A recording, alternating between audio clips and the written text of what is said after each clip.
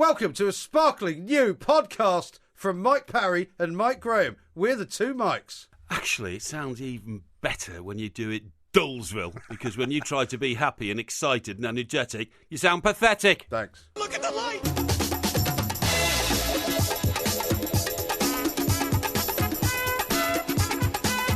Time to say a very good morning for the fourth time this week and for the foreseeable future, Mr. Mike Porky Parry. Very good morning to you. Yeah, good morning, Mike. Good to be here. And I think you'll find that as the next 2 hours unfold, Yes. the level of support that I'm receiving from the country about how dull and pedestrian Wolf Hall was in its first showing on, what night was it? It was last night. Yes, that's... Wednesday night. Wednesday night, that's right.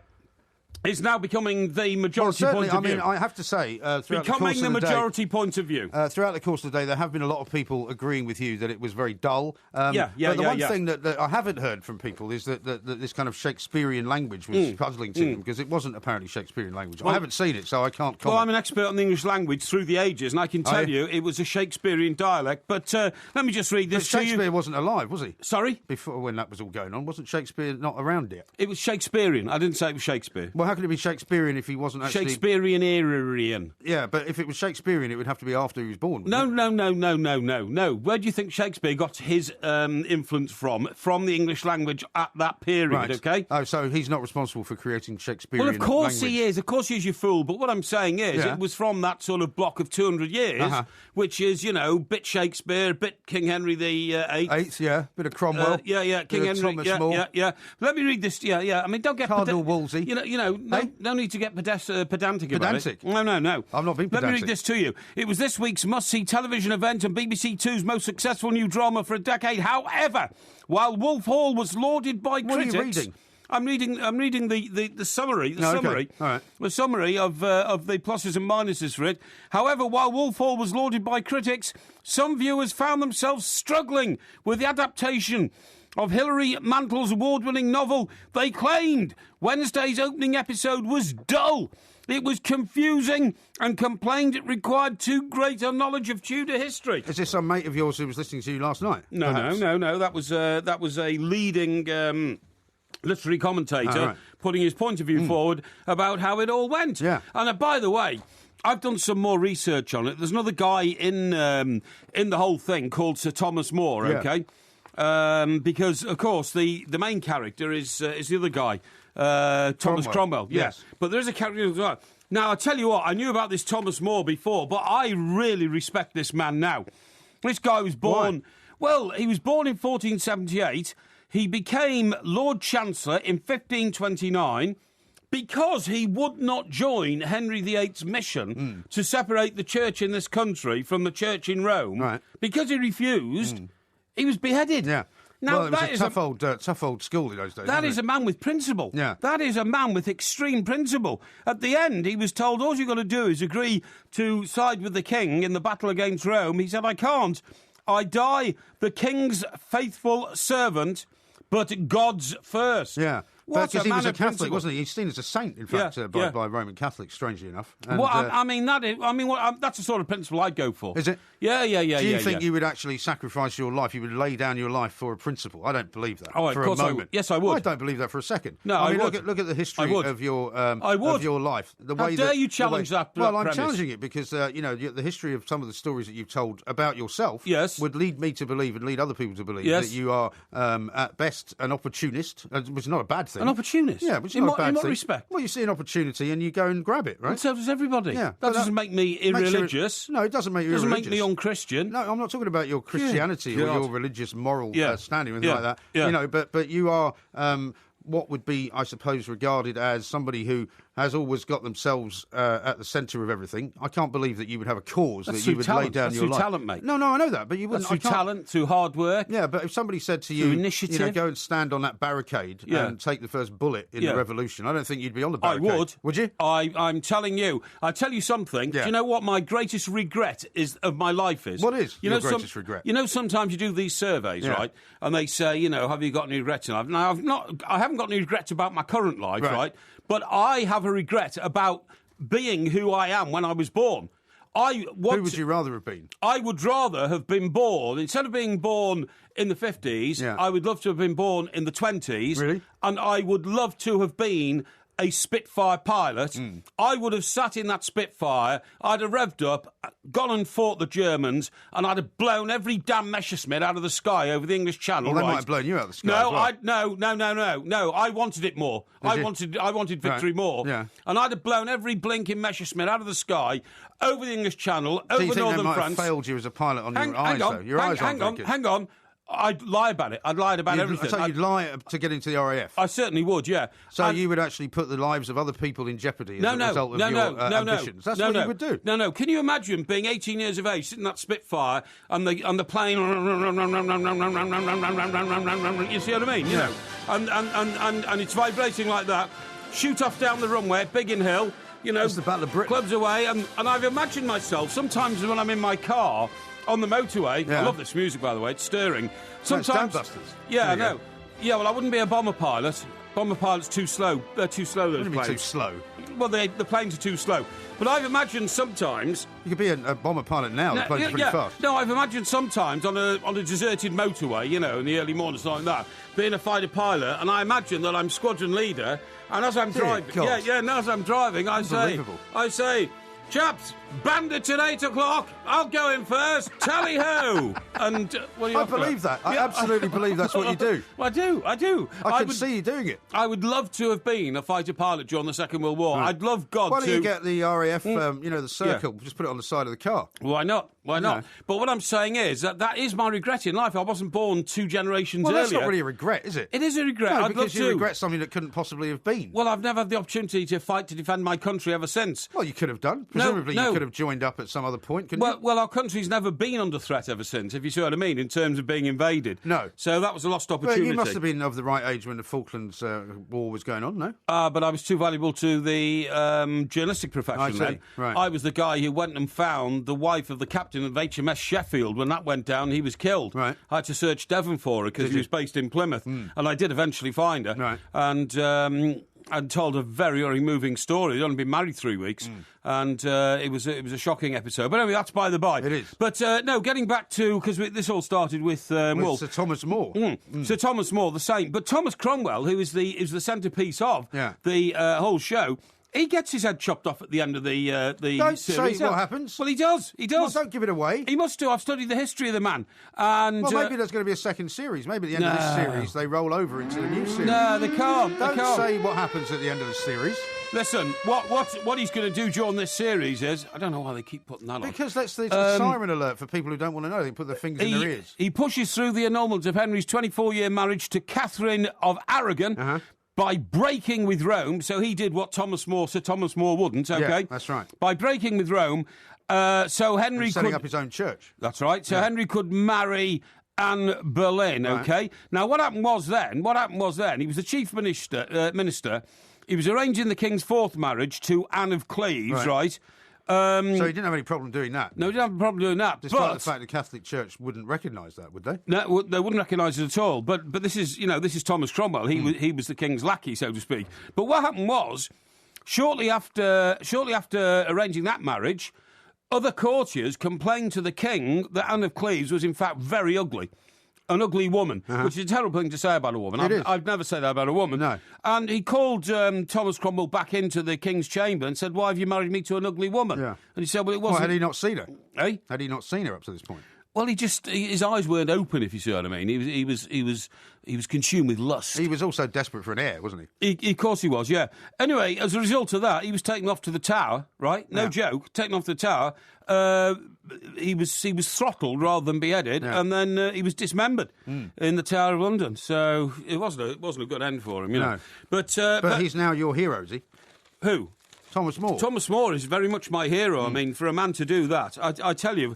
By the way, you just said, because they played their the Dam Busters. Yeah. Can you imagine? Guess how old Guy Gibson was when he led the Dam Busters raid? He was very young, wasn't he? He was 24. I was going to say about 21. No, he was 24 when he led the Dam Busters raid. Yeah. Can you imagine sitting in those planes? Because they were massive, great things, the Lancaster bombers, you know. And if I thought the Spitfire was rumbling a bit, The old bombers were brum, brum, brum, brum, brum, brum, brum, they brum, brum. You know, with 4 engines and all that, shaking like mad, your chances of coming back were 1 in 2. And also that particular mission, the Dam Busters mission, had to be precise to the point where, you know, they couldn't afford to make any kind of mistake, otherwise it wouldn't have worked, right? 3 of the planes crashed into the hills surrounding the dams that they went to bomb. Yeah. I mean, it was the most perilous mission you could imagine. Well, my father, I've told you this before, has a theory that because of all the people that died in the First and Second World War, you know, the country lost the kind of cream of its of male population. I think that's a great theory. Of course it is. And he always used to bemoan the fact that that's why we now live in the society we do, because you know, all the people that kind of didn't die were the people that couldn't go for one reason or another, or weren't worthy of it, or something like that. Yeah. Well, I'm not sure I go along with it, but it's an interesting theory. You can't argue with that theory. Another. Hang on, look at the time. Look, well, don't worry about the time. I do worry about the time. No, you shouldn't worry about the time. I'm responsible for worrying about the time. You get bullied by producers behind glasses. You do. No, I don't. I tend to. We break when we tend to. I tend to let them know who's boss. Yeah. Who is boss? Okay. He is, I think, isn't he? Well, who told you that? Yeah, he did. This is Talk Sport. We are the 2 mics. We're going to talk some football coming up next.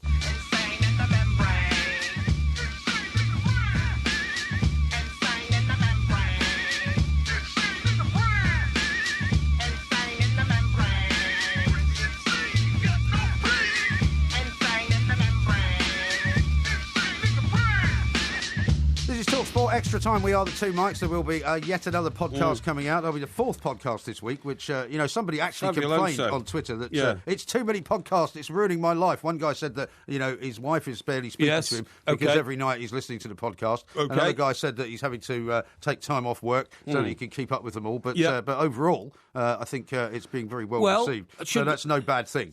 Are we able to tell the audience that you and I are aware of the amount of time we take up through mail listeners, and we're thinking of doing a 5th podcast a week, which would be specially for male listeners' wives. Yes, absolutely, talking about the issues that concern our lady listeners, because we feel that we owe them that. So that's the first I've heard of this. No, it's not. When you come up with this idea? No. Why do you keep hatching all these ideas without telling me? No, it's in the debating. Well, what's your other ideas have I put up? Well, the ZZ Top one. Well, the ZZ Top one. That was only on Monday. You should have embraced that. Yeah, you should have embraced it. I haven't dismissed it out of hand. I'm just less sure about wanting to be on TV than you are. Now, here's one from Daniel. Well, with a face like yours doesn't surprise me, to be honest. Well, that's a very obvious joke. How's that Brad Pitt mirror doing at home, by the way? Brad Pitt mirror? Yes, very well, thank you. I think I might get one of those. By the way, have I told you about my disaster at home? Well, yeah, I've got to hear about this wet room scenario, because that's where the mirror is an absolute nightmare. Disaster.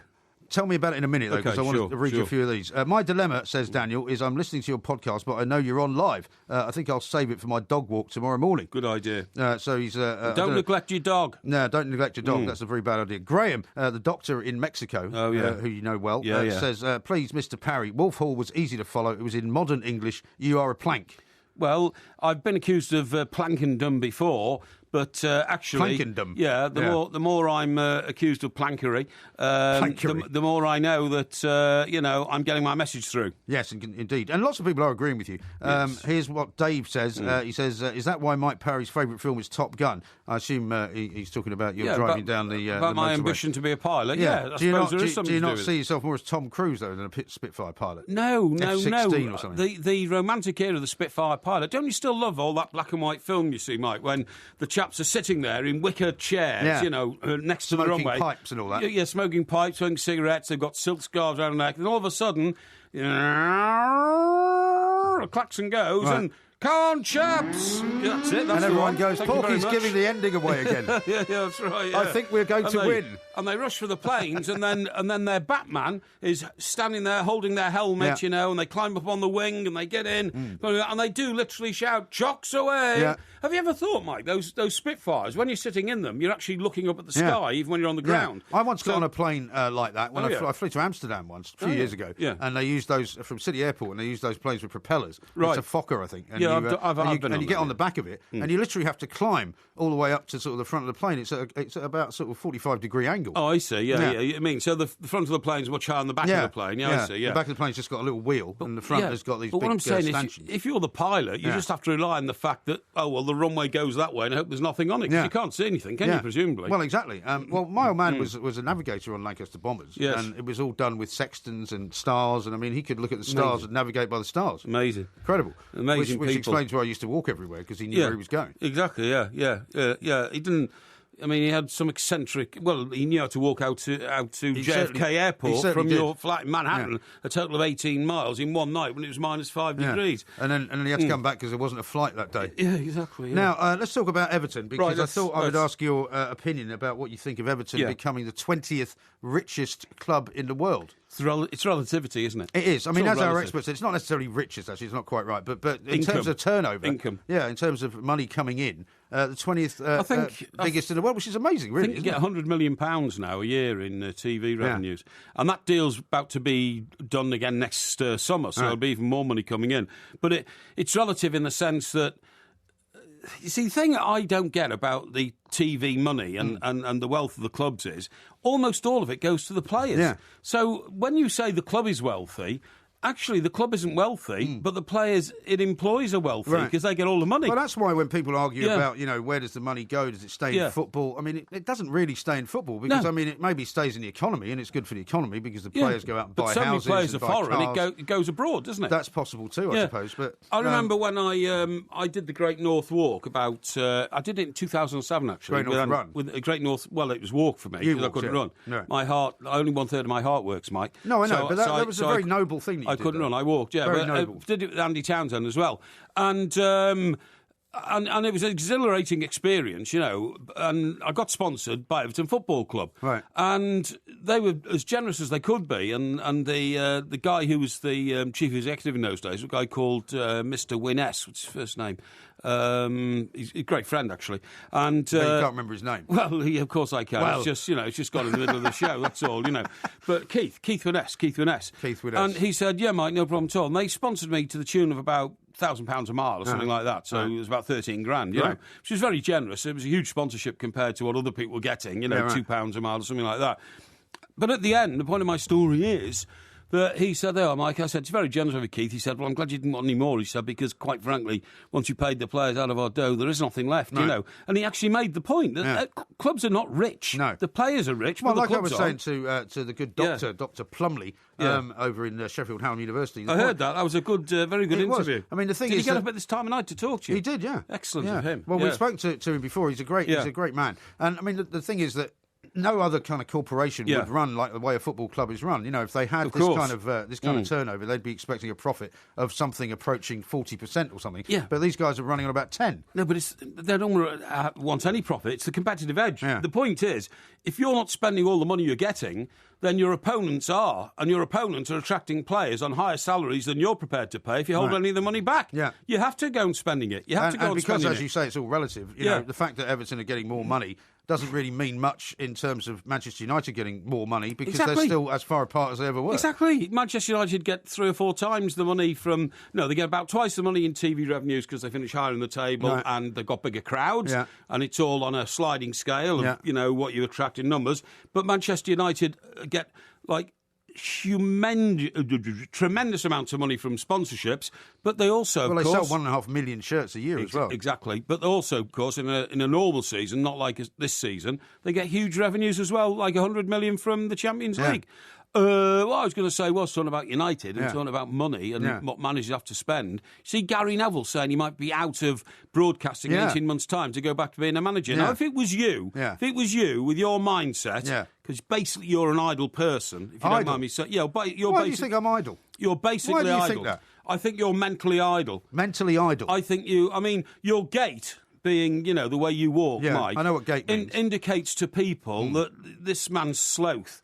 This man's I don't think so. slow to pick up. This man is disinterested in really what he's doing. So it's you've a obviously bit of an ordeal. You've fallen for it, haven't you? What? You've fallen for it. Well, you don't have to fall for it, so it's obvious. So anyway, so what when I'm saying I walk towards you, you think this guy is an idiot, he's a slothful person, doesn't know anything, and then I wrap you up in knots later on mentally. No. I think a few of those things. But anyway, the point I'm saying is, for you, sitting in a studio and talking garbage, for a few hours. Are you saying Gary Neville talks garbage? No, he doesn't. He doesn't. No, he doesn't, because he's an expert in subject. You're saying I talk garbage? I think that's very harsh. I think you can veer into garbage. Really? Because although Gary... I think there's only one garbage specialist on this show. No. By the way, can I just say to you that according to our research department, the captain of the Sheffield died in 2009.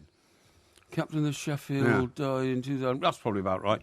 The guy I thought you interviewed his widow. No, he was the first officer. I interviewed the widow of the first officer, who was in an office next to the magazine. It was the magazine that got hit by the exit set. Boom, went up. Okay. And I interviewed that lady. But I did it with the kindness and compassion. I'm sure you did. Which is my trademark. Do you know what happened? Yeah. After a day of driving around Devon... I eventually found a house, and it was so difficult to find because she lived in a Navy house, so she'd been, Was it like on a compound somewhere? It wasn't on a compound, it was on a private estate. Was it down near Dartmouth somewhere? Yeah, it was, yeah, absolutely. That's a lovely part of the world, it is. But what I'm saying is that they'd moved 3 times in the last 2 years, because he'd various postings and all that kind of stuff. When I eventually found it, I parked outside the house, quite a wide street, and I went to the next door neighbours first, knocked on the door, and the woman came. I said hello. I explained that I'm from the Daily Express, and the lady next door is the widow of the first officer of the Sheffield. She said, "Oh yes, it's terrible." I said, "Well, look, I don't want to be knocking on the door and giving her a bother. Are you 2 friends?" She said, "Oh yes, we are very close friends." She said, "My husband's a naval officer as well." I said, "Right." And was he out there as well or not? No, he wasn't. He wasn't. His ship wasn't there. No. I think he was land-based. And I said, would you mind going next door, please, and asking her whether she would be prepared to talk to me, because I don't want to disturb a grieving widow. And anyway, she went to camera. She said she's very happy to have a chat if you want.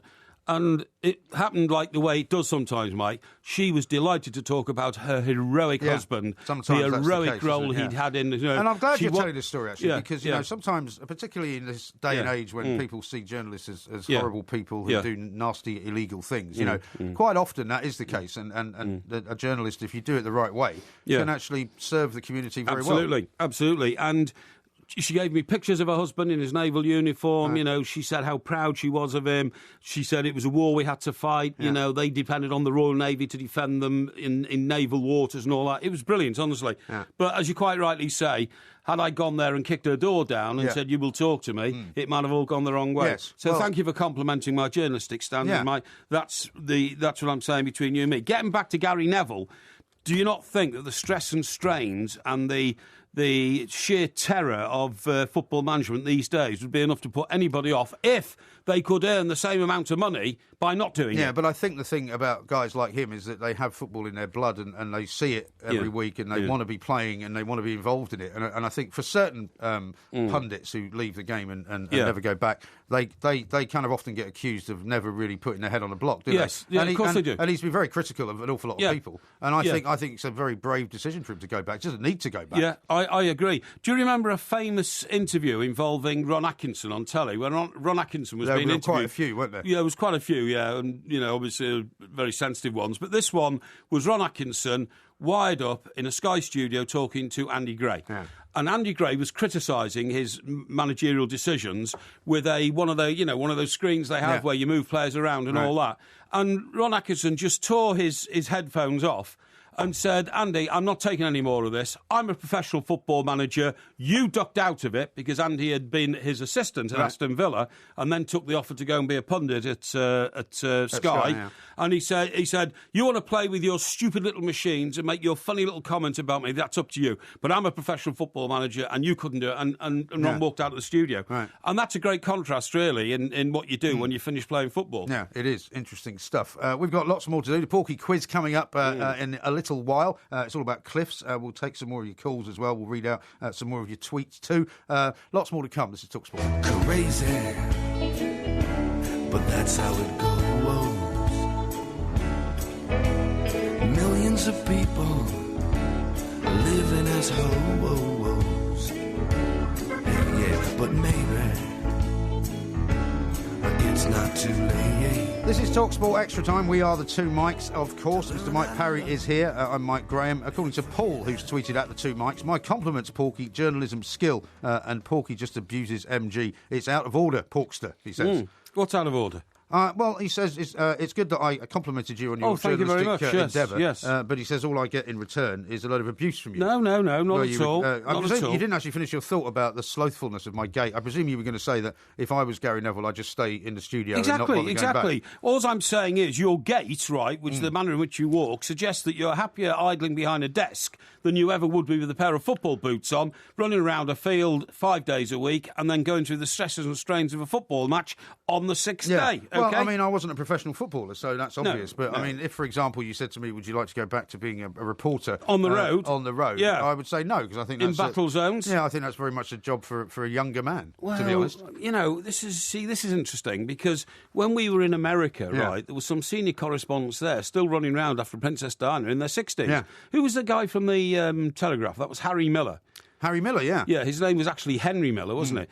But the problem with Henry... He was a terrible drunk, wasn't he? Well, I was about to say to you, the trouble with Harry was,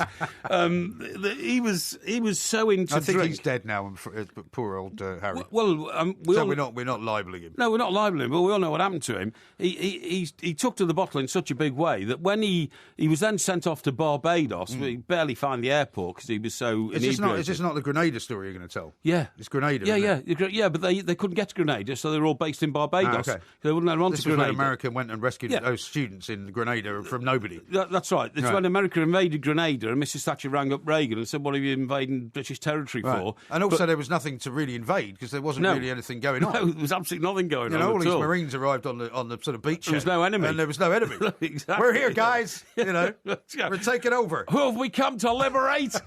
There is nobody here. Yeah, that was right, yeah. They had to put all their Coca-Cola machines down and the tents and everything. That's right, yeah. That's right, yeah. And... but old Harry was so out of it that each night one of us would file his copy to the Telegraph, because in those days every paper had a big pool of copy takers. Right. These were people who, for the benefit of our listeners, who sat at desks with headphones on, and correspondents from all over the world would ring up and they'd file their copy. You'd basically dictate it down the phone. By voice. But the thing is, they didn't know Harry's voice from anybody else's voice unless they were, unless you got a regular. Some would have done, I suppose. Some would have done, but then we used to say things like, well, no, Harry's stuck with a visa application problem upstairs. I'm filing for him or something. Or you could say you were his the hotel manager or something like that. And sometimes if you got a nice copy taker and you said, look, we're in a bit of a difficult situation here, could you just file that under Harry Miller's name and send it over to the Telegraph? They would do that as well, wouldn't they? Exactly, yeah. But Harry lost it towards the end. We were in Costello's one night and he was sitting on the stool and he's completely gone. He was drinking like large whiskies and soda at this time. And some celebrity was coming in. I think it was Linda Lusardi. Oh, yeah. What, in Costello's? In Costello's, yeah. And Harry said, really? Oh, she's a beautiful girl. I see her in the sun every day. Because, of course, we used to get the English papers a day late over in America. Yeah. And so he picked up two paper serviettes, two paper napkins, and he tipped his whiskey and soda into the napkins, you see what I mean? So, like fluid. Right. And then he wiped it all over his face. But because he was such a dishevelled drunk... What did he do that for? To try and wipe his face clean, because he was going to see Linda Lusardi. Why didn't he just go to the bathroom and use water? Well, because he couldn't get off his stool. He'd had it by then. And so he did this thing, which was going in. And he was so dishevelled and drunk, he hadn't shaved for 3 days. Yeah. So the softness of these paper tissues caught on all his 3 days of growth, and he literally looked like Father Christmas. He had all this fluff on his face. He looked ridiculous. Yeah. And then Lusardi came in, and she just started laughing at him, and he didn't know what she was laughing at, And he wouldn't have remembered her anyway. No. I thought what you were going to tell was a story about how, I presume it was in Barbados on that same trip, that he got a telegram from the editor, who I guess at that time would have been Sir Bill Deeds, saying, great piece, Harry, this morning. Congratulations. Max would have been... still a reporter, I think. Maybe, okay, yeah. Anyway, great piece, Harry. Today you lead the paper. And somebody had to put the telegram under his door because he was still flat out in the morning. He hadn't woken up. He didn't even know he'd written the piece because he hadn't. No, he hadn't. And he had no idea that he'd got a telegram, sort of herograms, we used to call, from the editor. Yeah, because somebody else had filed the other great copy story about him was that Ivor Key told me this, who was our friend over in the States, that he met Harry Miller's wife. at a party, and I think it was on a boat in the New York Harbour or something. It was somebody's birthday party, and his wife lived out on Long Island somewhere, right? That's right. And as soon as Harry introduced him to introduce his wife to Ivor Keith, and she slapped him and said, "You're the man that's responsible for ruining my marriage," because apparently Harry Miller never made it home on the Long Island Railroad, and always ended up crashing at somebody's house, but not Ivor's. But he always told her he was at his house. Oh, I see. So no matter where he was, so she thought that this guy was continually putting him up and leading him astray and letting him meet strange women. I always say, I stayed at Ivor's last night, but he never stayed at Ivor's. And so Ivor just stood there and went, what are you hitting me for? You know. But they used to go in the bar car, didn't they, on the Long Island Railway, wasn't it? Well, if you ever made it. Yeah, if you ever missed the last one. But that was before in this country we had bars on trains. Yeah. Literally, it was called the bar car, and you got in there, you stood away. They still have them, it's great. Yeah, but I mean, the story about Harry legendary. When he eventually got the boot from the Telegraph, and they actually sent him a telegram sacking him on the day his daughter was getting married. Do you remember? Yeah, it was his daughter's wedding day in America, and they sent him a telegram, sorry, you've been made redundant and all that. He went to work for the very worst of the tabloid papers. What was it? Did he? Yeah. What, the Post? You mean in America? No. Oh, the Inquirer or somebody? No, the weeklies. There was the Inquirer, the Globe, and then there was a third one, which was so ridiculous. Yeah. It was, the Weekly World News. Weekly World News. Was it that one? Yeah, well, yeah, but the first story they asked him to do, it said, "OK, Harry," because he worked for the Telegraph, one of the outstanding papers in the English-speaking world, "OK, Harry, good to see you here, buddy. You've done a lot in journalism, so turn that into a story." And it was a theory some bloke had come up with that he was going to solve the world fuel crisis by digging up worms and sticking them into petrol tanks all over America, and these would fuel the cars. Right. And so Harry looked at it, and of course he didn't have our tabloid instincts. He had no idea how to make a story out of worms going into fuel tanks. He only knew how to write everything for about 1,000 words. Exactly. Very erudite intro. Yeah. And in the end, he ended up driving a taxi. That's right. Driving a taxi, and then he died. Yeah. Unfortunately. Incredible characters there were back then. But sadly, no longer. Absolutely. Now, let me talk to you about your wet room, because it sounds to me like this penthouse of yours has become a complete and utter sort of albatross around your neck. It's not good. I think the best thing you can do now is sell it. Because, first of all, the legal dispute is going to go on for so long that you're never going to get the roof terrace done, right? You were putting a wet room in, so what's happening now with that? Well, first of all, the outside roof terrace is now stopped on legal grounds, right? Because somebody's complained about the building. I told you they would. Well, you didn't listen to me. I mean, the lawyers have got to sort it out. It's a disgrace. And my roof terrace now, from being the palatial garden it was in the summer, now looks like downtown sort of Baghdad. Right. And it's not a pretty sight. So you can't go out there anyway? No. But, I mean, it's too cold to go out there at the moment. Is it unsafe? No, it's not unsafe. It's just unsightly. But they've taken all the tiles up. They've taken all the tiles up. There's only that bitumen type thing, and they put all the furniture on the wall and everything. It's not good. It's not good. But anyway, why did you decide to get the wet room done at the same time then? Well, because the old roof garden should have been finished weeks ago. Should have been finished before Christmas, right? So I didn't think it'd be a problem. Now the wet room problem. So how many people have you got working on this wet room then? It depends how many people need to do it, but at the moment, just the one guy who's come and stripped everything out. Did you let him into the place, or did he have to climb up the outside wall? No, let him in, because it's actually just 6 paces from the door. Oh, that's the shower room that he's... so he doesn't have to come into my house or anything. Did he bring in one of those dust sheets? I did. I put dust sheets down. You put a dust sheet down to the bathroom? Absolutely right, I did, yeah. Okay. So anyway, he comes in, and he's taken it out, and now he's found that actually the pipes are all in the wrong places. Not only are the pipes in the wrong places, but they go up the wrong side of the wall. Not only have they got the wrong side of the wall, but the pumps that are used to bring water into the penthouse, because obviously with it being elevated, you have to pump the water up, right, are in the loft. Right. There is no access to the loft because... So you've got a water tank in the loft? You've got all the water tanks in the loft, but you've got pumps as well, which pump the water... if you've got a water tank in the loft, why do you need to pump the water up? Well, because if you think about it, if you've got a shower with a really powerful jet shower thing in it, right? Yeah. You need a pump to make that work, you know, and the pump and the electrics can't go into the shower. They have to go into the ceiling above the shower and then power it down. You see what I mean? Right. But complicated. But the point is, the drainage situation now is going to be horrendous. They're going to have to put piping below mine and above the one below me in the floor space, and you're going to have to pump it all out. Well, you'll have a problem with that because the people downstairs who have already probably complained about the roof terrace will now complain about the pipes going in above their ceiling. It's already happening. In addition to that, why don't you just forget about the wet room? Well, I can't because there's nothing there at the moment. What do you mean there's nothing there? So, I'm down to one bathroom because this one can't be used at the moment. Because so they've taken the shower out? Oh yeah, the shower's all been dismantled. Yeah. Since when? What do you mean, since when? When did they do that? Last week. Did they? Yeah, we started doing it. Okay. Yeah. So you haven't been able to have a shower there?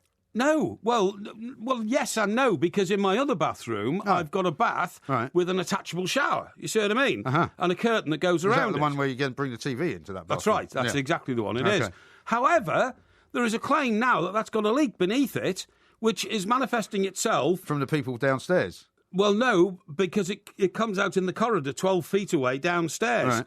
And I... You are fast becoming a nuisance neighbour, aren't you? I claim it's the hole in the roof. I said there must be a hole in the roof. So that's not my bathroom. Yeah. Now, the plumbing guys who put that in came round tonight and said, no, it's not leaking at all. That can't be yours. It wouldn't go 12 feet away. It would drip straight down the rolled steel joint below your apartment, which holds the roof up. It's a nightmare. The other thing is, believe it or not... It sounds to me like you have got yourself into a real problem with the neighbours, with this property. I would just get rid of it. I've bought a new washing machine, right? Why? Well, because I wanted a new washing machine. What do you mean, why? Oh, was the old one broken? No, it's not broken, but it's time for a new washing machine. Well, I bet you don't even use a washing machine very much, do you? I use it 3 times a week. Yeah. Well, at least my housekeeper does, you know. Of course. And, what have you done with the old one? Well, this is the problem. We can't get the old one out. They can't get the old one out. Seriously. Let's turn you to Laurel and Hardy films. When the kitchen was built originally, when I first went there... time, by the way. Yeah, hang on. They were all put into... fitted, you see what I mean? And when things are fitted, you often can't get in behind them to unfit them. No. And the guy who's fitting them doesn't care that you can't get in behind to unfit them. He just wants to get paid for the job of fitting them. So is the new washing machine been put in or not? No, it's standing in the middle of the kitchen, still in its packing. This is ludicrous. And we can't get the old washing machine out. I mean, you should have thought about it. It's a nightmare. You talk about me as somebody who doesn't make any plans. It's a disaster. It's a shambles. Disaster. I might have to move into my other apartment. You know, have you seen that film, Mr. Blandings Builds His Dream House? No, I haven't. No. You should see that. No. James Stewart, very funny. No. Sounds like you're going to just have to get rid of the place. This is TalkSport. We'll hear more tales from Mr. Parry's bizarre world, and the quiz comes up very shortly as well. So TalkSport.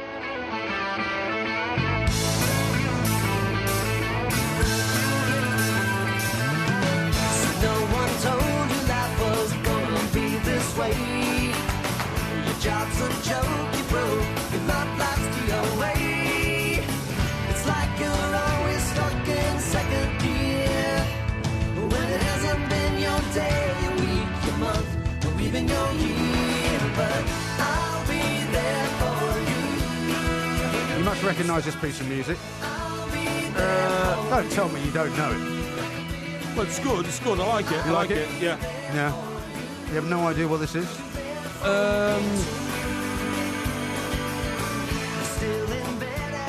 It sounds like the Hollies. I'm shocked. Who is it? It's the theme tune from Friends. Oh, I never saw Friends. How could you not have seen Friends? I never saw an episode of Friends. Well, how could you not know that's the theme tune from it? I thought it was pretentious drivel, Friends. Was that Jennifer Aniston? Hey? It was Jennifer Aniston. Jennifer Aniston, yeah. Yeah, she was brilliant. I loved her. I thought she was great. But I couldn't stand all the other people. Well, you must have seen it at some point. You must have been aware of it. I'm aware of like 1 or 2 people who are in it, Jennifer Aniston in particular, but I could never get the American dialogue. Some American things I just can't get, Mike. Can't get Cheers, can't get Friends, can't get, what's the other one? You like Dallas, though? Well, Dallas is brilliant, but I mean, that's universal. No, the other one is... How is that more universal than Friends? Because Friends is sort of, tricky, clever American dialogue. Dallas was so hard-hitting. No. Seinfeld, did you not get that I was about to say, the other one, was he a lawyer? Hey? Was he a lawyer, No, Seinfeld? he was a comedian. A comedian? No, I didn't get him. No, I didn't get him. No. Sounded like a lawyer to me. But anyway, there we are. Anyway, listen, you've got some stories about Friends. That's why we were playing that. But before we get to the Friends stories that you've been studying, how about this? Here's a headline for you. Would you volunteer in North Korea? Secretive Nation appeals for English teachers to help train tour guides, but they will have to pay 765 quid for a 1-month stay. So instead of going to Antarctica and visiting the penguins, you could go to North Korea. And I think you should go because this would be a real real service to the United Kingdom. Think of the information you could gather. Think of this the sort of the secrets you could pass on to your mates in the intelligence community. Right? Well, yeah. And it would only cost you £765 instead of £40,000. So they're trying to recruit English teachers, but you've got to pay for the privilege of taking the job. Yes. Well, because they can't pay you. You haven't got any money. Well, yeah, but I mean, think of the opportunity. Wouldn't you like to go to North Korea and find out what it's really like? Well, North Korea is the worst country in the world I would go to. Do you know why? Why? In Pyongyang, right? Pyongyang. Yeah, Pyongyang. That's where you'd be going. Tourism college. Pyongyang, the capital of North Korea, which is the most ruthless and dictatorial country in the world. You can actually get 30 years in a Pyongyang jail, which is not a very pleasant experience. It's Pyongyang. For literally not smiling broadly enough at the mention of the great leader. Well, that's the kind of thing you accuse me of not doing. You know, you come in here and accuse me of not being enthusiastic. You say I'm slothful, my gait is not right. I mean, you'd make a great North Korean dictator. I know of a bloke in Pyongyang who got 30 years, right, because he spilt coffee on a newspaper that had a picture of the great leader on the front. How do you know him? Well, I know of the situation. Oh, right. I kept my ear to the ground. Kept my ear to the ground. And you know, for something which you don't regard as in any way offensive, you can suddenly find yourself in a Pyongyang jail. Pyongyang. And when you go into these jails, they beat you ruthlessly every day. They give you electric shock treatment. They starve you. How do you know all this? I know these things. They starve you. Really? And then they put you in a room. I don't think they mean to starve you. It's just they haven't got any food. Yeah, well, maybe. They put you in a room and they give you a 2-stone iron bar, and they tell you to kneel on your haunches. Oh, sorry. That's a good trick. Not kneel on your haunches. To sit on your haunches. To stoop down and hold this iron bar over your head for 12 hours, right? By which time, of course, the agony is terrible. If you let that bar come down by 1 inch, right, you get electric shock. They give you the cattle prod. Rubbish. You know, no, they do. How do you know any of Or they this? start beating you around the ribs with a bamboo cane. Right. Forget it. I would never, ever go anywhere near to go there and help Pyongyang. Pyongyang. They're only asking you to go there and help with the English. Forget it. I don't think you're going to end up in some, hellhole. You could. The black hole of Pyongyang. And anyway, sitting on your haunches, holding up an iron bar. Most people being whipped. That's a great image I've got of you now. I'm telling you. Being whipped with a bamboo stick across the ribs. Yeah. While you hold up this iron bar. Hold up the bar. That's the wrong kind of bar, Porky. And also, I've told you before, you can walk through a park in Pyongyang, right? And you actually see local people from the countryside who are starving. They're eating the bark off the trees in the parks. No, you do. Very tasty. And by the way, it's not funny. You wouldn't like to live a life like that. I'm telling you. I certainly wouldn't. I'm telling you, and that's the level of deprivation that people in Korea have to go through. So you wouldn't get me anywhere near, mate. They want 5 volunteers for trips scheduled for May and November. And it's operating on a not-for-profit basis. Any excess funds will be spent on the tourism industry and the library at the college. Not for me, pal. Thank you very much indeed. Go, you know. I quite fancy that. What? I quite fancy going to North Korea. Well, you get off there and do it then. Well, I just think Don't expect me to come with you to broadcast a show from there. I think we should go and do a show. That'd be great, wouldn't it? 2 mics live in Korea. You must be mad. Why not? You must be mad. They must have the equivalent of the hen and chickens there. You must be blinking mad. I think it'd be terrific. Now, because instead of having to listen to all that drivel you've just come out with about what you think goes on inside the prison, well, I know goes on. I have my sources, you know. No, you don't know. The point about it is that we would actually have proper information, and we'd come back and we'd be, heroes. Oh, would we? Yeah. See, that's the kind of thing I'd rather do. You'd rather go on Stars in Their Eyes and impersonate ZZ Top. Yeah, I would, yeah. I'd actually like to do a bit of proper journalism. Bit of proper journalism. Yeah. Do me a favour, a bit of proper journalism in a place that's got no communication with the outside world. Yes, precisely because of that. Listen, you've got to watch yourself, health-wise. Oh, yeah. Because I'll be able to tell when you're close to dying. Do you know that? How will you be able to tell that then? Well, I've seen a new report that's come out, right, which actually says that the person who can most track your well-being or your bad being or whatever is your best friend, your closest friends, because they see the change. It won't be you then, will it? Why? That's funny, dude. Well, yeah. Yeah. Well, you think you're my best friend? Really? Well, I've known you for 35 years. You haven't got any friends. You told me you didn't think your friends were a nuisance to you. I've known you for 35 years, so I can track the movements in your character, the traits in your personality, and your physical looks, right? And your physical looks change. Yeah. And your best you get friend, older, you age. No. It's more than that. And your friends can do. I mean, Cowboy Builders. Somebody sent us. Cowboy Builders. These are the people doing up your place. Yeah, Penthouse. well, I'll tell you Penthouse what. from hell. They're not very far away. No, right. I mean, for instance, will you admit that when we spoke on the phone earlier today, you were having a coughing fit? I wasn't having a coughing fit. I just swallowed some water down the wrong way. Well, that's a coughing fit. No, it's not. Well, hang on. Why, when I made the mistake of trying to speak while drinking out of a glass of water, which was a very stupid thing to do. Why'd you do that? I don't know why. What a stupid thing to do. Sometimes you do stupid things. When you're speaking to somebody on a telephone, why would you start drinking water at the same time? Well, I was about to start drinking water, and then you suddenly stopped talking, so I thought I better answer. Yeah. Because normally, when I'm on the phone to you, normally I can do any number of things. I can watch, a whole episode of Wolf Hall. I can. What do you mean by that? Because you never shut up. So I don't actually have to say anything very often. And finally, when I find that honestly offensive. I really find that it's just the way it is. So I'm used to doing a load of things while I'm on the phone to you, right? So as I was taking a glass of water, I suddenly realised you'd actually stopped and were expecting me to answer you. And I was not expecting that. So I tried to talk at the same time, and it went down the wrong way. The most insulting thing that you can possibly do is to be consuming something through your mouth when you're on the telephone and somebody's on the other end. That is so insulting. I had a boss once, right? No joke. And the most ignorant, thick-headed idiot I've ever worked for. Right. And on a Sunday, he'd be having his Sunday lunch, with the family at his home down wherever in the home counties. And he used to put his phone on the table. And then to exercise his power... speakerphone. Your speakerphone. Yeah. Well, it was a phone that you could put onto loud, speak. Absolutely right. Speakerphone. Speakerphone, that's right, yeah. And to exercise his power... Can I have one of their loud phones, To exercise his power, he'd actually sort of just hit a button on it and it would ring one of his underlings, you know what I mean? And then... They were all a bit like that, though, the editors. But hang on. And then when the person answered, he'd make it obvious that he was eating his Sunday lunch by... chewing with his mouth open and saying things like, well, why haven't we done that? I told you last night, hang on, and he put some more food in his mouth and all that. If he ever did that to me, I just used to put the phone down. Right. And then he'd ring again and say, I think I lost you there.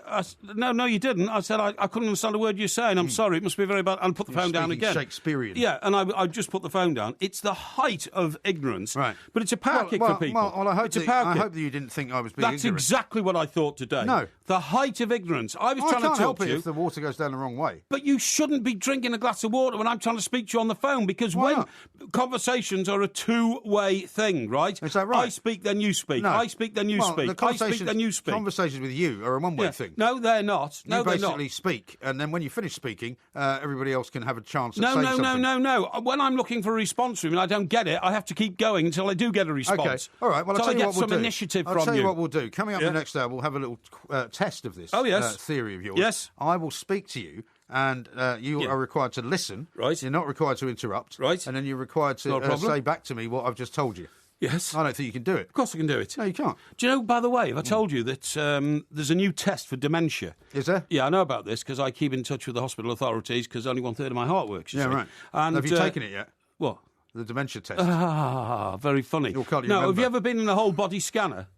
You see, you're mocking the afflicted. You're literally mocking the afflicted. What, do you mean an MRI scanner? That last comment of yours, can you remember whether you've taken the dementia test or not? It's a very, very cruel jibe. My father had dementia. I can make jokes about it. Oh, you can you? So if the Twitterati and the people... Did you see that, by the way, down in Australia?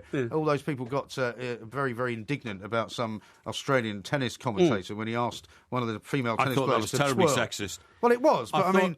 But they all said, so what? Even old Serena Williams said, well, a few people have asked me to twirl, so what? Move on. It's not a big deal. Yeah, but nevertheless, I thought it was... I just think it was a bad broadcast. Yeah, obviously, To ask a lady to do that and think it's funny. Silly old Anyway, fool. Getting back to the MRI scanner, right? Have you ever been in one? I have. It's terrifying. It's terrifying because... You go in a full-size one or slightly smaller? So you go in this tube and it moves you in. And it's terrible. Yeah. Tube. And you have to lie completely still, don't you? You have to lie completely still. And it's so... what's the word about being frightened of being in confined spaces? What, you mean it's claustrophobic? It's so claustrophobic. It's unbelievable because the whole thing's very close to your head and your face and all that. And then what happens is... Well, I'm telling and this big thing goes around. I've just remembered. Well, this is how they do the dementia test. Dementia test. Excuse me. What they do then Why are you coughing? Why are you having a coughing fit? I'm not having a coughing fit. While you're talking to me. I'm not having a coughing fit.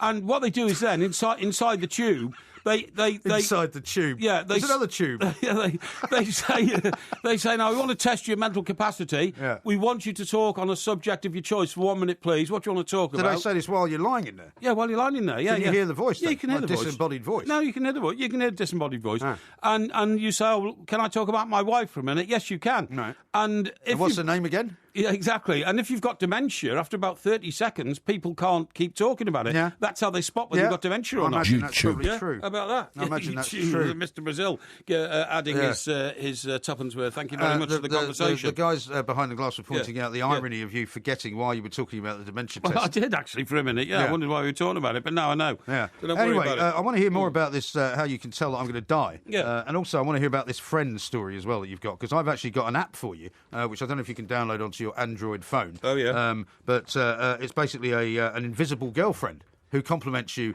and does all sorts of things for you. Ooh. And, you might quite like it. Ooh. So we'll be talking about that coming up in the next hour. We'll also be Porky quiz time as well. Yeah. And the big quiz is on cliffs tonight, of course, because we all know he fell down one in Rome.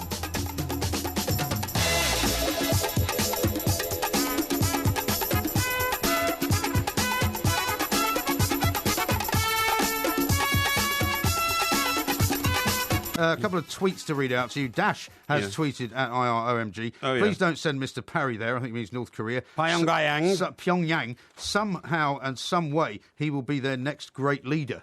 Yeah, well, I could be. I mean, I have leadership qualities. Everywhere I've gone, Mike, I've ended up at the front of the queue. You know, everywhere. Have you? Yeah, eventually I've emerged as the leader. Yeah, but at the end, because as it always is, right, whether you're a politician, whether you're a media person, once you're running something, the only thing you know for sure is that after a while you won't be. Well, look, the problem is that when you're strong and you decide to do things one way, eventually people gang up against you and say no, as happened to me in Fleet Street on a couple of occasions. However, in the more creative world of radio broadcasting, I feel my talents are more appreciated. Fair, you were pretty creative as a reporter, to be fair. No. There's the interview with, what's his name on his deathbed? Rudolf Nureyev? Yeah. No, I wasn't. I factually related everything he told me. The fact that he was dead by the time it was published and couldn't challenge it wasn't my fault. No, quite. I didn't know he was going to die. How about this? So quickly. This is a good one from Andrew. He says, heard the new song by the Two Mics, Pyongyangdom style. We might have to get the guys to... I'm telling you, it is Pyongyang. I know it's not Pyongyang at all. Kevin says, can't believe Mike Graham wants to go to North Korea. I agree with Parry for once. You must be mad. Yeah, exactly. Well, but listen, Mike, if you want to go. We'll never see or hear from you again. At the end of a glorious relationship, particularly as we've got the Birmingham concert coming up. Not concert, sorry. We're not going to... You don't want me to appear as ZZ Top there, No. The Birmingham show coming up on March 6th. And by the way, kids, if you're listening, there is just a few tickets left for that one. Yeah. But we're very excited about it. There are, yeah. I mean, it's been a brilliant sort of pick-up and response. That's the word I was looking for. Yeah, now listen to this, right? This is a story that was around a couple of days ago. Okay. The digital equivalent of sending yourself a dozen roses and pretending that they came from a mysterious lover. And it's an online service which is launched in test form this week. And basically what it means is if you're a singleton, right, which is what you technically are, right? Yeah. In case you feel as though your parents and your friends are pestering you about your... I mean, does your family pester you about your relationship status? Do they never say... I mean, does your mother never say, when are you going to bring a nice girl round to introduce to me that you might think about marrying? My mum knows that I've had about, 30 to 40 girlfriends during my lifetime, right? That's nice. And she's never, ever said, when are you going to get married? She must have said it at some point. No, she never. She's really? Never. Listen, there's three... She's never said, when are you going to supply me with some grandchildren or anything like that? Well, my younger sister supplied me with 2 grandchildren. Yeah. My elder sister, though married, has not had children. So in that respect, I suppose my mum can say I was a bit unlucky. 2 of my 3 children didn't produce any grandchildren. Because some people who've got 3 children might have 12 grandchildren, you know what I mean? But that's just the way that things worked out. But no, my mum has never, ever challenged me on that whatsoever. She's always been so supportive of my career, and my career has meant that, on average, I've moved literally, physically, geographically, about every 18 months. So it's never happened. Yeah. Well, of course I have. You know that. You haven't moved anywhere in the last 18 months or the previous 18 months to that. No, but do you mean when you were in newspapers? Well, what I mean is, during the years when most people got married, between the age of about, I would say, 23 and maybe 36 or 37, I was constantly on the move. I went to America and back 3 times.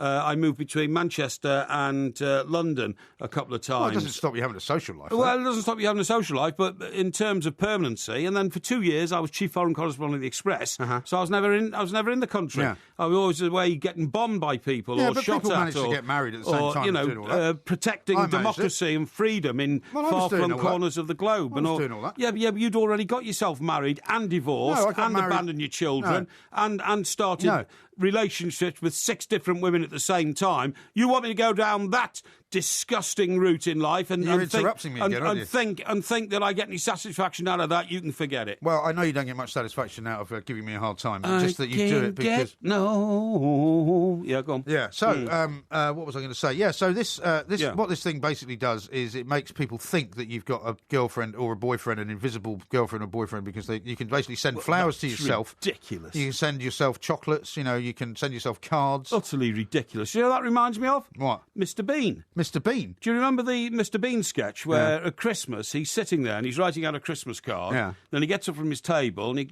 opens the door to his, his studio flat, bedsit flat. Right. And he goes outside and he closes the door and he pushes a card through the door. Right. And then he knocks and then he opens, he comes in and then he feigns joy and surprise. Oh, I've got a Christmas card, and he's put it through the letterbox himself. That reminds me of that. That is for losers. Well, maybe. That is for all-time losers. But this could create somebody like Mary, for example. Mary lives in Portland, Oregon. She travels a lot for work, so it's difficult to plan dates, but we've been texting constantly. So, you can basically tell anybody, but since you're not in this situation, it doesn't really matter. But if you were concerned about... So what, you make up a girlfriend? Yeah. So I make up a girlfriend. I say to my mum, oh, yeah, I've got a new girlfriend and all that. You could say she lives in Portland, Oregon. Right? Yeah. There's a guy who actually works here, I'm not going to out him, who has a girlfriend, he claims, who lives a very, very long way away in another country. Well, like Russia? Well, it's not Russia, no, it's not one of those. Where is it? I'm not going to tell you because it would give away who it is. Well, we're amongst friends. Well, we're not amongst friends, we're on the radio. Right, yeah. So I don't want to out the guy, but the point is that, I've never met this girl. Right. He talks about meeting her in far-flung parts of the world, but nobody really knows if she actually exists. Ah. Do you know what I mean? Why are you making a noise like because Kim Jong-un? I'm thinking it's a bit suspicious. Well, no, yeah, I mean, but what I'm saying is I'm sure there are people who have done that because there are people who get a lot of pressure from their parents to have a regular, steady girlfriend or something like that. How about this? This is a true story, right? And it's not funny, so I'm genuinely, it's not funny. Right. I'm just going to tell you a situation. Okay. Years ago, in the newspaper business, I worked with a fellow executive who was a lady. You worked with who? A fellow executive who was a female, right? And we'd go for a drink after work, and then she would, often talk about her boyfriend. And I've forgotten what his name was, but we never saw this boyfriend. Was he also a journalist, or did he do something else? No, he did something else. He worked outside of our business. He never saw him, join her after work. Never came into Fleet Street. Never appeared at office parties like the Christmas party and all that. Right. She always said she wanted to keep her life separate, in the street to outside the street and all that kind of stuff. And he had a name. I mean, she used to refer to him. And sometimes she would actually, I'd say, sounds like a great guy. And she'd actually dreamily stare into the air and say, yeah, he is a great guy and all that kind of stuff. And go around. Right. And describe situations. And all that. We went to Brighton at the weekend or something like that. A couple of years later, after she'd left, I discovered through, talking to other people and the job she'd moved on to, that actually the boyfriend was a girlfriend. Oh, yeah. She was... gay. She was gay, and she lived with another woman. I'll tell you where they lived. They lived in Islington High Street. Upper Street. Upper Street, that's it there. And it was a time, I suppose this was in the mid-90s, right, when actually it wasn't a good idea to come out and say that you were gay and mid-90s, really? Yeah, I'm surprised at that. Well, I think it all changed in 97 when the first Labour government came in, didn't it? It was a massive sea change then because Tory Conservative values seemed to be set in sort of very old-fashioned ways, and the new Labour thing came in. But no, that's a serious story. And if I'd only have known, of course, I'd have accepted it immediately and said, "Wow, good for you. Get on with it and enjoy your life, and don't, for goodness' sake, go hiding in cupboards and all that kind of stuff. Just be bold and honest about it." But she didn't feel that she could come out and tell anybody.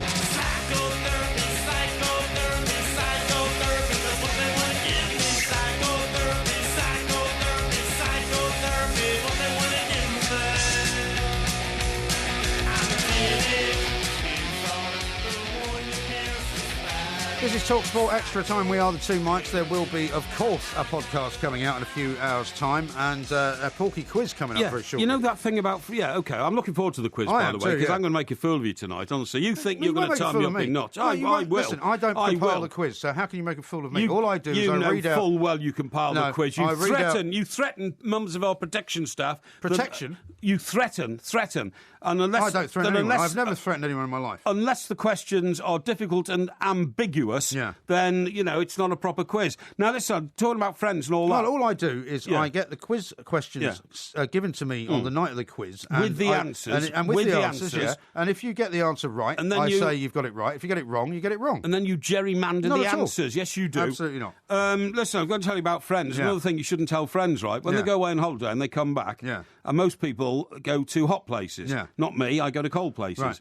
As you know, I was telling our audience last night my plans to go on an Antarctic expedition. And in fact, Graham, the doctor in Mexico, he calls himself a professor now, he says it's actually colder than you think. The temperature in Antarctica is about minus 60 degrees, is it? I like not that. minus 25. I like that. Well, that's you can't go out in that. Very stimulating. Anyway, beard would freeze. Let me tell you, when your friend comes back after their luxurious holiday in the Caribbean, they've got a tan.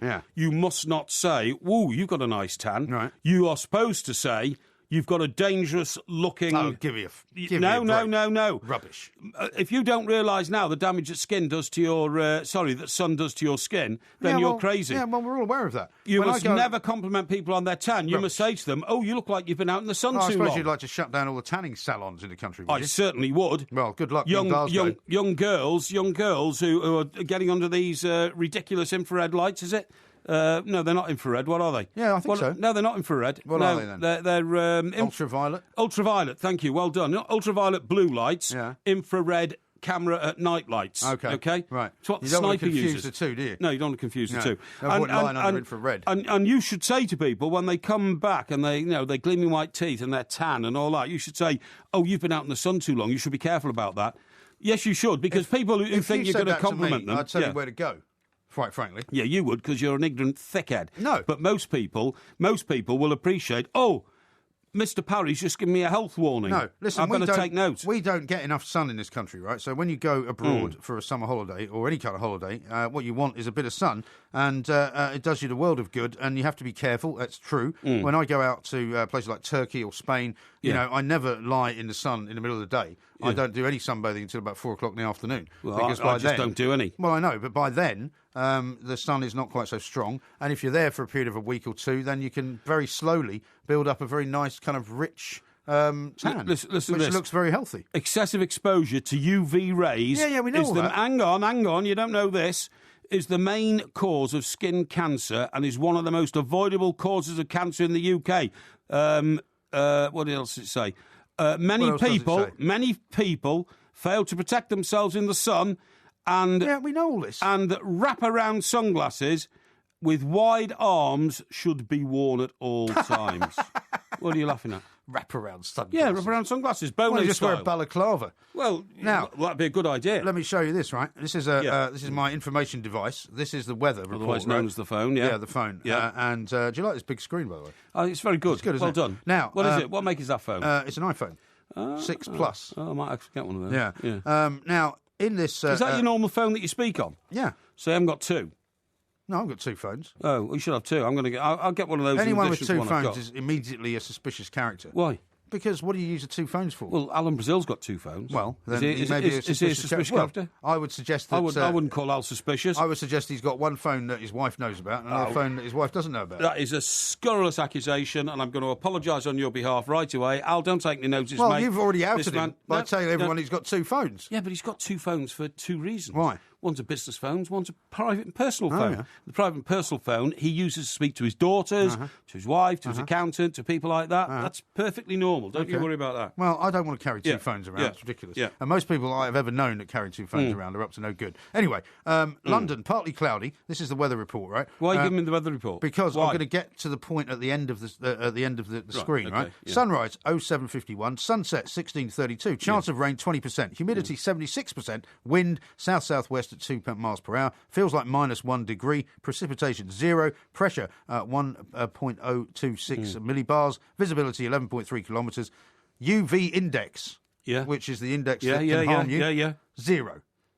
Well, that's because of today, and it'd be cloudy. Well, no, it's because this is London, and there is no sun that can harm you at this time of the year. That's what I'm saying. So when you go on holiday to Winter's Day and it's cloudy. Yeah, so, but your skin and your body also needs the nourishment that the sun can give you, right? Why? Because we are human beings, and we are in need of that kind of light. Yeah, but what is it? What is it that the sun gives you? It gives you ultraviolet light. No, vitamin D. Well, it gives you vitamins as well. Vitamin D. It gives you a number of things. If we didn't have sunlight, we'd all have bowed legs. We'd have rickets, right? You'd be walking around looking like, whatever somebody with bowed legs looks like, if you see what I mean. Yeah, I thought of somebody's name there, but I thought I better not say that. Oh, really? Yeah. Oh, you're going to insult somebody? No. It was just something that came into my head that I thought I shouldn't say. Okay, no, well, don't say it. No, because I mean. one thing we're not going to do on this show is be offensive. Okay? No, of course. We're certainly not going to do that. You don't mind being offensive to me, though? No, I'm not being offensive to you. We all know each other's strengths and weaknesses, Mike. Yes. Sometimes I have to point yours out. It's as simple as that. All I'm saying is that living in the Northern Hemisphere, in Northern Europe, it's not a particularly sunny place. It's getting sunnier. And if you were to stay out of the sun, as you say, for a long period of time and never go in it, it wouldn't be good for you. You know all this garbage you buy at the Borough Market all the time? I don't buy garbage at Borough Market. I buy very fine food there. Right. How much of it do you eat? I eat all of it. Well, I cook for other people as well. I cook for other people. But I bet you don't use all the ingredients all the time and eat all the food that you cook. Yeah, I do. I'm very parsimonious with my shopping. I was talking to my butcher the other day. Really? By the way, that's shoulder of lamb, which I won in the meat raffle. You're still eating your way through that? No, I gave it to my sister. No, I know that. And she had a dinner party. She was going to give you some. Yeah. Well, I haven't been around there yet, but I mean, she said absolutely immaculate. No. In fact, I've had a couple of letters from her guests thanking me for the... What are you laughing at? Rubbish. You expect me to believe that? Thanking me for the quality of the meat. What sort of people would write you a letter thanking you for bringing them some free meat? Yeah. Thanking me for the quality of the meat. What, are we living in Victorian London or something? Well, no. Anyway, look, what I was going to say to you was, I did a bit of research on this, right, to find things out. Yes, it's always a good idea. The average British family throws away enough food to make 6 meals every week. Yeah, that doesn't surprise me. Do you know how much food we throw away in a year? 12 billion quid. It's a shambles, isn't it? 12 billion quid. Now, that's why I said to you, you can't possibly eat everything all the time. Except that I don't waste anything. I don't waste a thing. Really? I've got... Well, you don't cook. Of course I cook. No, you don't. Of course I cook. Do you know what I do? I know you don't cook. Do you know what I do? The only thing you can make is spag bol and black tomatoes, right? That's all you can make. You've admitted that before. What's black tomatoes? No, when you fry tomatoes, they turn black. You told me that. Yeah, well, you take the skins off. Yeah. No, they're not black, are they? Yeah, but that's all you can make, though. Now, I have in my freezer, you have several layers in your freezer, don't you? Shelves. No, not shelves. Drawers. Drawers, that you pull They're not out. really layers, are they? What? They're not really layers. Well, they are. I mean, they're one above the other. Anyway. Well, if I were you, I would move the freezer out and put the washing machine there instead. Supposed to be funny? Yeah. Well, I don't know if the freezer's part of the kitchen setup. Yeah. I've got to come and see this shambles of a house. Now, what I was going to say to you is, when I've finished a meal, okay, and I'm not able to eat everything on the plate... throw away the plastic cutlery and the silver foil holders for it, right? I'm talking about a meal I've cooked at home. Oh, really? So supposing it was spag bol, you just mentioned spag bol. Yeah. Now, I always like to serve a very big plate of spag bol because I enjoy the meat more than I enjoy the pasta. Yes. So, but you have loads of pasta. Yeah. If I only eat halfway through it... Yeah. I then immediately take it into my kitchen, open the freezer, and I put it straight into what I call my live drawer. Live drawer? Yeah, in the freezer. What, do you mean on the plate you put it in? Yes, I do. I put the plate and everything in. You put the plate in the freezer? I put the plate with the food on it in the freezer. Well, you're not supposed to do that. Yeah, why not? Have you never heard of freezer burn? No, what's freezer burn? Freezer burn is when you put food into a freezer and you don't protect it properly, like in a food bag of some description. Well, a freezer bag, which protects it from getting basically frostbite. The frostbite actually makes the food taste horrible. What I sometimes do, in fact, almost always I do, is I get what's that roller stuff, plastic stuff called? Cling film, yeah. And I wrap that around foil. Sorry, not aluminum foil. No, not foil. And I wrap it around the plate and the food and all that. Well, no, hang on. It's not a very efficient way of storing stuff. Well, it is because it's only going to be there for a couple of days. So I eat it again, you see, and then I put it in. Same if I'm having fish fingers. Same if I'm having fish and chips. So you refreeze fish fingers. That's not a good idea. I certainly do. You shouldn't refreeze anything. And shouldn't refreeze anything. Once you've taken it out and defrosted it, you should not refreeze it. No, sorry, not fish fingers. You're right. No, I'm talking about if I've been to the fish and chip shop and I've got 2 lovely big pieces of cod and I've only get through sort of 1 1/4 of them or something like that, I then put that in, okay? Freeze it, no problem at all. Fresh fish doesn't taste as good. No. Now, I also... Especially if it's in batter. I do it with beans on toast, and it works remarkably well. You freeze beans on toast? I certainly do. It works remarkably well. Why don't you just not put the beans on the toast if you're already full up? Well, sometimes I like to have 3 pieces of toast with my beans, okay? Sometimes 2. And sometimes if it's 3... Do you not know until you start? No, I don't know until I've started. And then if I don't want the 3rd one, I put it into what I call my live what happens dish. if the spaghetti's already in there? Oh, well, that sometimes does happen. Sometimes does happen. But there's more... That's a bit of a crisis then. No, there's room for more than 1 plate. There's room for 3 plates in there. How big is this freezer? Oh, it's a big freezer. Must be. Yeah, it's not bad. I mean, I would say the depth of every drawer... Is it a drawer? Yeah. A drawer? Is about 6 inches? Yeah, I'd say so. You can get plenty of plates in there, you see what I mean? It's a very efficient way of doing it, because if you put it into little plastic... Freezer's full of plates. It is, yeah. That's but bonkers. if you put it into little plastic boxes and all that, you'd never take it out again. Yeah. See? Method in my madness, believe me. Here's works. one from Steve, who says, I have 2 phones, Mike, one for personal, one for work, as I own my own business. Not dodgy at all. Really. We'll take your word for that, Steve. Absolutely. We'll take your word for that. And also, a lot of people have an iPhone like you've got, purely as a computer. They use it purely as an information device, as I would call it, to look on the internet and all that. Why don't they just have a magic tablet for that instead? Because you can't put Which is also a phone. I can phone you on this. Yeah, but you can't carry that around in your pocket. What would the number on that be, by the way? I can't find... I can find it for you if you want to know. No, I mean, it's got a different number to your phone. Yeah, because it's got a 4G, pin and everything. Very interesting. Yeah, SIM card and all that. Okay. Yeah, there's no point in me trying to explain this to you. I can see you're already drifting off. Now, my eyes are already look at the clouding time, over. look into the light. We have to think about the quiz. Okay. The quiz is coming up next on TalkSport.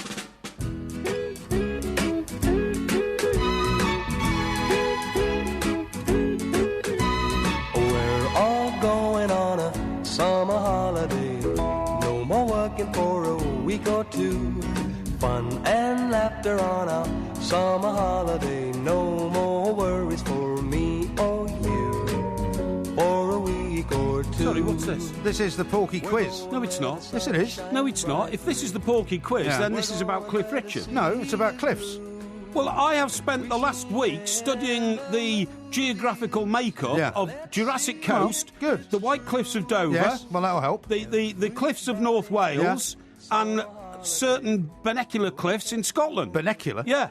What does that mean? Well, there's an island. There's a. You mean Becula? Becula. Yeah. There's an island there called Becula. There is. It's got fantastic cliffs. Yeah, it has. And you're going to ask me dopey, stupid questions about pop singers. I said the quiz is about cliffs. Okay, so it's about all sorts of cliffs. Yeah, well, cliffs. Any manner of cliffs are made of stone, mate, and I'm not answering any questions. Well, that's what I told you. On anything other than a stone cliff. Well, that's what I told you when you were describing falling down a cliff and getting covered in soil and the outskirts of the Olympic arena in Rome. Yeah. Anyway, we haven't got on a great deal of time, so all I can tell you is these questions have been, as ever, compiled independently. Even though you're cheating, bring it on. I'm not cheating. And what I'm going to tell you now is that if you get one correct, you will hear this sound. When Cliff Richard wrote Wired for Sound, no way was he sitting on a clean lavatory. And, it's rather weird. No, not so you don't know who that was? No. Mick Mail. Mick Mail, yeah. Remember him? I do, yeah. I don't like toilet humour, that's all. Okay. Well, you're going to hear it a lot. Unless, of course, if you get one wrong, you'll hear this.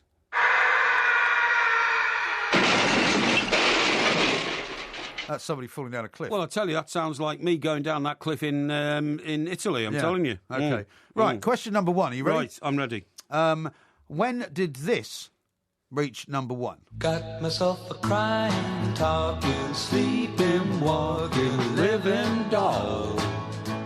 Got to do my best to please her just 'cause she's a living doll. No, I get a year either side, don't I? You get a year either side. Right, okay. In that case, it was 19... Cliff Richard. Now, trying to fit this into the time frame with the Beatles. Living Doll. Living Doll was 1962. Incorrect. Your face is a picture. It was 1959. So I'm afraid. Well, that's 2 away. That's 3 away. It's 2 away. You said 1 either side. It's 2 away. You said 62. It's within 2 because forget 62. You then go 61, 60. Yeah, 59. Right? That's 3. Yeah, no, because 59 doesn't count neither to 62. It's 2 years between the two. Well, if 59 didn't count, it would never have come out. It's 2 years between the two. Actually, you wouldn't have got the point for that even if you'd got it right because it was number 1 twice. Can you name the second one? Second one, you what? Get half a point. Second year? The second year, it was also number 1. Well, that was with Rick Mail on a charity record. Yeah. And that was 1998. It was 1986, I'm afraid. But yeah, we're on the right track, though. Good try. Right. Question number 2. How high are the cliffs at Beachy Head? Ooh. Now, I don't really answer this question because Beachy Head is a place where people, sadly, take their own lives. So I don't think we should be discussing Beachy Head. Don't be ridiculous. What? They're the most famous cliffs in the UK. They're the highest chalk sea only cliffs because in people Britain. throw themselves off them. No, that's not why they're the highest. I mean, there's telephone boxes, at the top of Beachy Head, which says if you're feeling... No, I'm not asking you about those. I'm asking you how high they are. And suicidal, phone this number. You said you studied right, all sorts of cliffs. Okay. I know Beachy Head cliffs are exactly... I'll give you within 10% here, okay? Right, they are 670 feet high. Incorrect.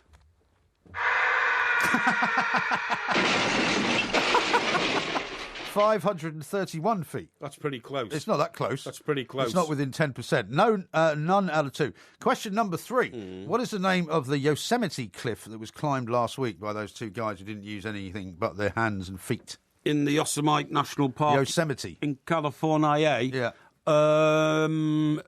It was called... We had a guy on the show, didn't we, talking about it? Talking about it, yeah. What's the name of the cliff? I think it was called Big Harry. What are you laughing at? It was called El Capitan. Yeah, but I mean El Capitan. Yeah, but that translates to Big Harry. No, it does. It does. I'm telling you, it does. You ask anybody. Not in anybody else's world. I know Spanish. I'm telling you, the colloquial El Capitan means Big Harry. Right.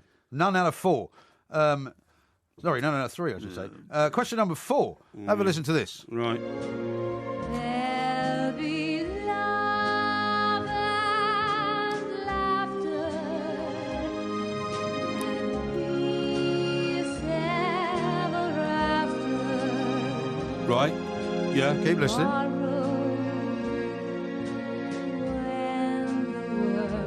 Okay, that's a song.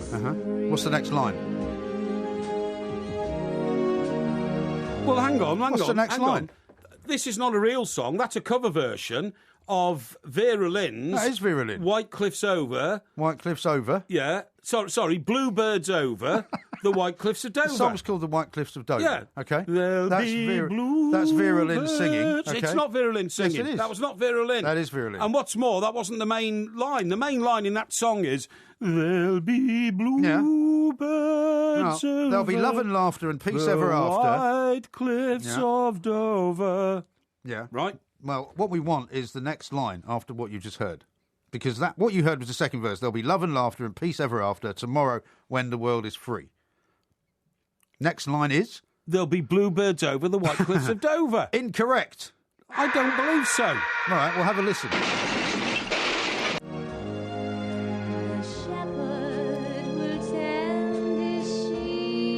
Thought you'd know that because it had shepherd in it. What's this rubbish? What'd she say? The shepherd will tend his sheep. Well, how am I expected to know The valley that? will bloom again. Well, this is the very poignant part. And Jimmy will go to sleep in his own little room again. It's all about the war. I know it's all about the war. Do you know why I know it's all about the war? Little Jimmy has been sent out to the countryside because he when my can't sleep in father his came bed. back from the D-Day invasion, right, bringing troops with him that he'd rescued, and all this kind of stuff, right? Yeah. He said to me, as the White Cliffs of Dover came up, the captain on the ship ordered play the White Cliffs of Dover, Right. Vera Lynn, Well, I bet on he the knew boat. I bet he knew the line about the But shepherd. nobody knows that line. You won't find one person in Britain who knows the middle line. Well, I knew it. The only lines we all know about that is Bluebirds over the White Cliffs of Dover, right? And we'll meet again. None out of 4. We'll meet again. Don't know where, don't know when. That's not the same song. I know it's not the same song, it's Vera Lynn, isn't it? No, it's Once got nothing to do again, with cliffs, you're either. trapping me in questions that have no answers. Okay. This next Remember question- you two did the streets with no name? These are the questions with no answers. No, these are the questions with lots of answers, and you haven't got one right yet. Question number 5. What Clint Eastwood film was about climbing? Climbing? Climbing. Ah, yes, I know. Oh, look how excited he is. I know. He thinks he can get this one right. Now, it's either the Guns of Navarone or Ice Station Zebra. Incorrect. No, it's not. Excuse me, that's not an answer. Well, you just give me two films. That was not an answer. I was thinking aloud. Okay. That couldn't have possibly been an answer. Well, in which case you're trying to get clues out of me. It couldn't have been an answer because I was saying it's either. I was thinking aloud. Now then. All right then. Now then. So if you say another film title. Yes. Out loud. Yeah. That's going to be your answer. Okay. Let me just think. So you've cunningly now put two out there that you thought were right. No. And have found out that they're wrong. Hang on. So you're actually the gerrymanderer on this occasion. I reckon it's about climbing. Yeah. So to hurry you. So it's a war film, is it? What? It's a war film. Why would it be about climbing? It was a war film. Well, because they'd be climbing a mountain to get to the crow's nest or something. No, if a war film's about the war. Anyway, that's another clue. Hang on. Oh, dear. Climbing. I'll have to hurry you. Which mountain were they climbing? Is it the Matterhorn? Could have been the Matterhorn. I remember a film about the Matterhorn. I'm saying the nothing. Eiger. The Eiger. I'm saying nothing. It could be the Eiger. I'm saying nothing. I think it was What's called... your answer? I think the Eiger Expedition. Incorrect. What?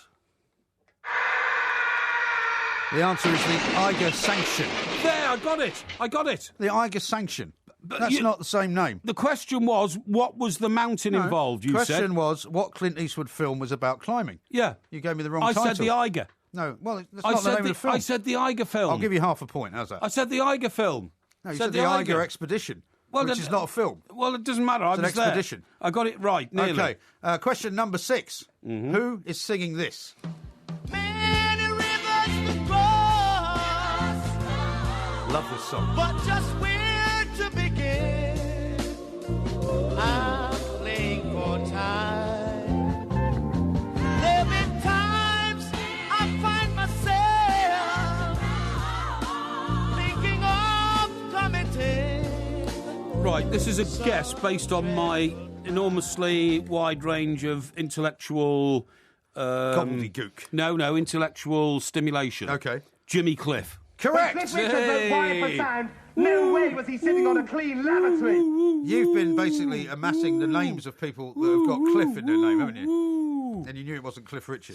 See. Okay. Yeah, well, you tried to fool me on so many of them. You finally got one right. 1.5 out of 6. Question number 7. Who played Cliff Barnes in the US TV soap opera Dallas?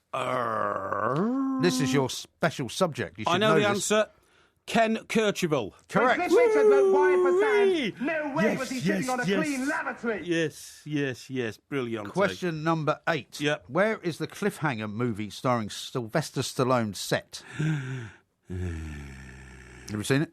Yes, I've seen it. The woman falls from the rope between the helicopter and the mountain. It was in the Rocky Mountains, Colorado. Correct. Cliff Richard wrote Wire for Sound. No way was he sitting on a clean lavatory. Storming home now. How exciting. That's 3.5 you've got. I may have to take that half off you for No, the you're Eiger not. Sanction. No, I only you're gave it not. to you because you're feeling sorry. No, you're not. No. Question number 9. Yeah.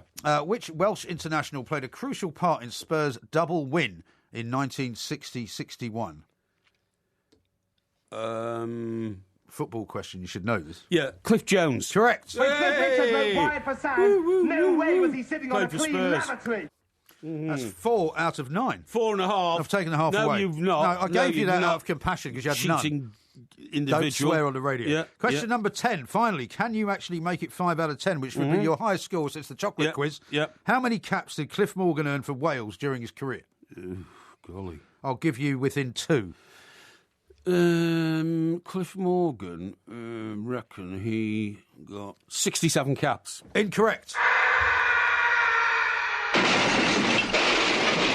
Correct answer is 29. Not that many, really. Yeah, it's Quite not surprising. many. But you see, you deliberately put in a difficult question there. You've got a range of questions there. These are You've great got a range questions. of questions. These are not my questions. And I you told deliberately before. asked me a hard one because you could see I was on the comeback trail. No, I've only got 10 That's questions. typical right? of your Here's the cheating, sheet. your cheating mind. I'll take a picture of this sheet of questions and I will tweet it out to show people that there are Anyway, only... 5 out of 10's not bad. No, you got 4. I didn't get 4. I got 4.5. No. 4.5. You rounded up to 5. No. You can't take. I'm taking it away. You cannot I take. gave you the Eiger Expedition, which Yeah. was an incorrect answer. No, because it wasn't. Because I was feeling It wasn't. sorry for you. Look, I don't want you to feel sorry for me, and you don't give away... you had no points at that point. Nil point. You don't reward sorrowness. No, it's 5. Don't reward what? You don't reward sorrowness. Sorrowness? Yeah, or sorrowful feelings or whatever. 5 out of 10. It's got to be 5 out of 10, or else there's no deal. Kind of Not doing any more quizzes if you're gonna be like this. It's not some kind of Moroccan souk. You don't come down and sort of barter for the number. No, you do. No, you do.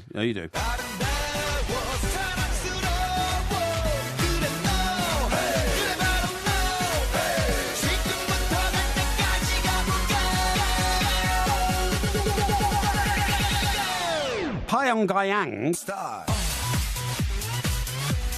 Pyongyang. Pyongyang. That is genius, isn't it? Now, what's all this the about? guys behind the glass, I have to say, that's the best thing they've ever done. Pyongyang. Well, you know Gangnam Style, right? By that guy Psy, from Korea, right? He became a worldwide superstar. That one song. Yeah, you know the whole thing with the riding the horse. That's right, I do. Yeah. Well, did he mention Pyongyang in his song? No, that's you. No. Oh, he says he's saying Pyongyang style. That's you. Yeah, well, that's brilliant. Well, that's because I'm a master of English language and I enunciate things properly. Okay, what's wrong with that? Well, you mistakenly pronounced Pyongyang. No, it's Pyongyang. Yeah. That's how they say it in Korea. That's all I'm telling you. Right. Okay. I know these things. Well, you turned down the career opportunity a little bit earlier. Now, a couple of tweets have come in. Right. I agree with Mike Parry, says Mark. With most of his answers, he should be at least 5 out of 10. Thank you. Well, you got 4 out of 10, haven't you? What's the complaint about? 5. I got 5. No, I didn't. You rounded it down to 4. I rounded it up to 5. Bill says, so pull out your pipe and smoke it. Tell Yosemite Parry to throw himself off Big Harry rather than Bournemouth Pier. 5 out of 10. Magnificent, he says. And Gavin says, you should get Porky to answer questions about himself. You might actually get at least half of them right. But then again, probably not. Steve says, you too, the streets have no name to quiz with no answers. Classic. And then James says, now here's a good one. Maybe we could do this next week. He says, why don't you give Porky the answer, then ask him for the question? Oh, I'm not doing that. That's that stupid game on American television. Jeopardy. What's it called? Do they have it over here now? Well, I think did they not try and do a version of it here? I think it was running on some station over here because it didn't work. Somebody talking about it. Well, it's such a stupid thing. Didn't the wife of our friend sit there and watch it 6 hours a day? Yeah. Yeah? Yeah. Unbelievable. Yeah, we better not out her. No. They're still alive, those people. And they're nice people. Yeah, they are. Yeah. Very nice. Yeah, now, a couple of things to talk about because we're very nearly at the end of the 4th night show, and that's incredible, this isn't it? is very strange for me, Mike, because normally you'd be here till 5, wouldn't it? 6, actually. 6 in the previous Thursday until 6. So it's we're finishing prematurely, but nevertheless, it's the end of the first week of 4 shows. Yeah. I've loved every minute of it. It's been fantastic. Yeah. It's been fantastic. I didn't think I'd want to see you every day, actually, but I've been pleasantly surprised. You see, I'm going to ignore that because all you're trying to do. No, you're trying to batter down my self-esteem. You're trying to dent my confidence. I know I you can't. Won't. You How won't. can I possibly dent your confidence? Oh, by the way, talking about dents. Yeah. Talking about dents, please. My car. Was it not me who actually indicated to you just how badly damaged your car was? Yeah, I mean, what happened was, after you left yesterday, you texted me and said, I've got to look at your car, and that's a terrible... I go down to the car park, talk to a car park. Yeah. I look at the slight prank you said you've had. I put a light on it, right?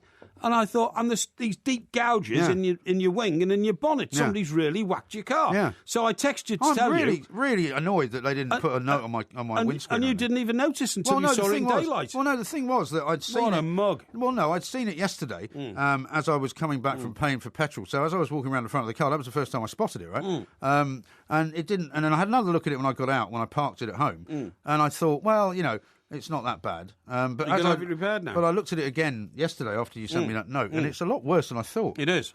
Well, the thing is, the whole reason I bought this car was so that I wouldn't care if it got a bit bashed up. I know, but you have to understand, Mike. You have to understand. Because it's already got a couple of dents in it, which it had when I bought it. Yeah, but the sort of car you drive around in is indicative of the personality of the driver. I don't care about that. It's indicative of the personality of the driver. You know how you say... And if you want to be regarded as some again. deadbeat, half-baked who drives around in a battered-up old car, then that's up to you. Yeah. Well, you've never heard of such a thing as what you might call... what do they used to call it? They used to call it sort of casual...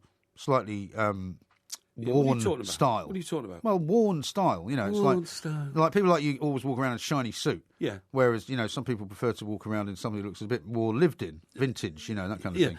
I suppose you were brought up in a home that had threadbare carpets, were you? We didn't have any carpets. You didn't have any carpets? No, we had wooden. That's right, yeah. Okay, we had wooden floors. Right, okay. No, we had wooden floors. Oak floors, actually. Oak floors. None of your rubbish. Do you have any splinters in your feet or anything? No, they were treated oak, you know, treated oak floors, panels. They were very nice.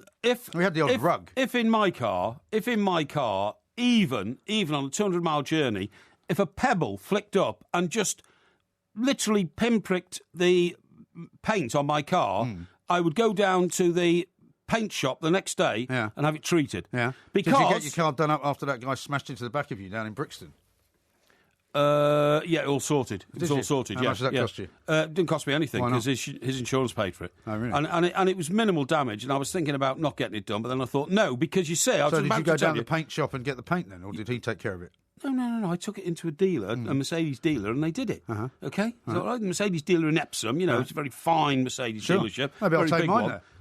Well, yeah, of course, it's a Mercedes, isn't it? Yeah, it is, yeah. I'll be a beaten-up old Mercedes. Yeah. Not sure. I'm not sure. There'll probably be a separate entrance for I was about to say, I'm not sure they have mechanics who can treat those sort of cars. I was going to take it to, you know, there's a Mercedes World down in a place near, somewhere in Surrey. It's down near, where? What's the name? Weybridge, near Weybridge, just off the M25. Yeah. Nice part of the world, and, I've been thinking about going there because you can take the kids there and they can drive sort of miniature Mercedes around the track. Excellent, And I thought I'd take it there and I wondered what sort of reception they'd give me. Yeah, but Mike, I wanted to talk to you about... See, you're not listening, I am listening, but it's all the same subject. How much do you reckon that's going to cost me then? Hang on, it's the car equivalent of the broken window syndrome. Now, explain to our listeners the broken window syndrome. I don't know what that is. Of course you know what it is. No, I don't. It was old Ben, what's his name, the New York cop, you know, top cop in New York. Ben who? You know, Ben somebody. Ben Hur. No, Ben Hur, you fool. Now take this seriously. I don't know. It would take what to take you seriously. He introduced the broken window policy, and that is this, right? I don't know who you're talking about. Ben who? I'll remember his name in a minute. If in your neighbourhood there is a broken window which goes untreated, then there will be another broken window to follow. The neighbourhood then starts to deteriorate.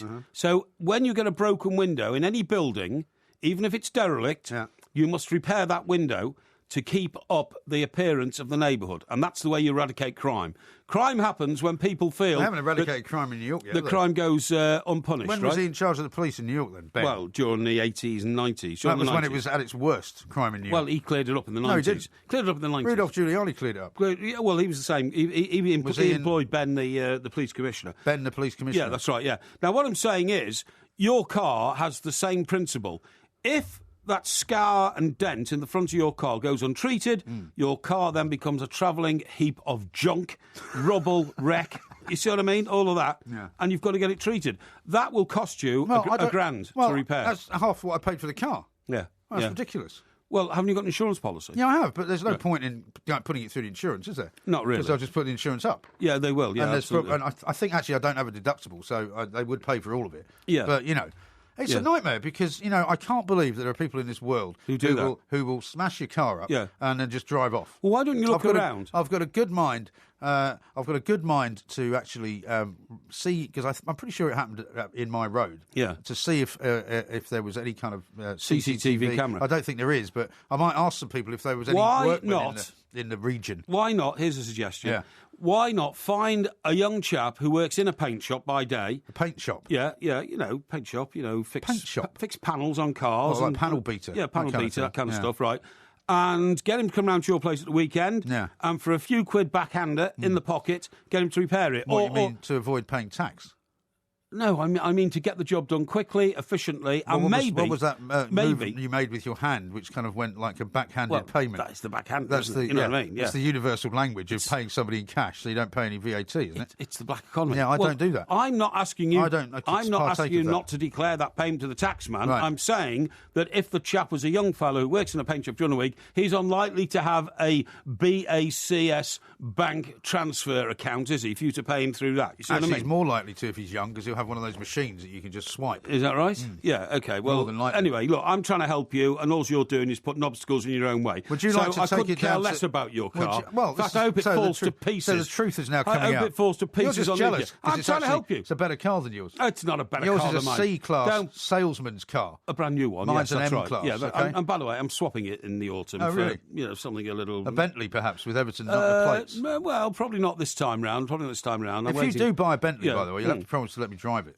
Well, you're always able to drive my Jag if you wanted to. So you kept saying, but I never did. Well, these things happen, mate. Never these actually came to pass. Why don't you take my Mercedes down to the Mercedes specialist that you know in Epsom and ask them to fix it up? Well, who would pay for it? Well, we'll talk about that later. Sure, do some kind of deal with them. We'll do that sort of deal. Yeah. Oh, yeah, you've done those sort of deals before. Yeah. I think not. Yeah. I think not, OK? Yeah. Well, thanks a lot. And anyway, I've got a reputation to protect, and I wouldn't drive into a main Mercedes dealer in that heap of scrap, right? I just wouldn't, because I'd never get any respect from the salesman again. Yeah. When I walk in there a snob. When I get in there now, they go, oh, look, here comes Mike Perry with his crappy C-Class. No, they stand upright, and they treat me with respect, and they know full well, if they don't give me the proper service, I'll go 200 yards down the road and go back to Jaguar. So they can put that in their pipe and smoke it, OK? You're being very unpleasant about Mercedes. Yeah. I'm sure they won't treat you very nicely next time they see you. Anyway, an absolute delight. This is Talk Sport. We are the two Mikes. Look at the lights! Chaps, Bandits at 8 o'clock. I'll go in first. Tally-ho!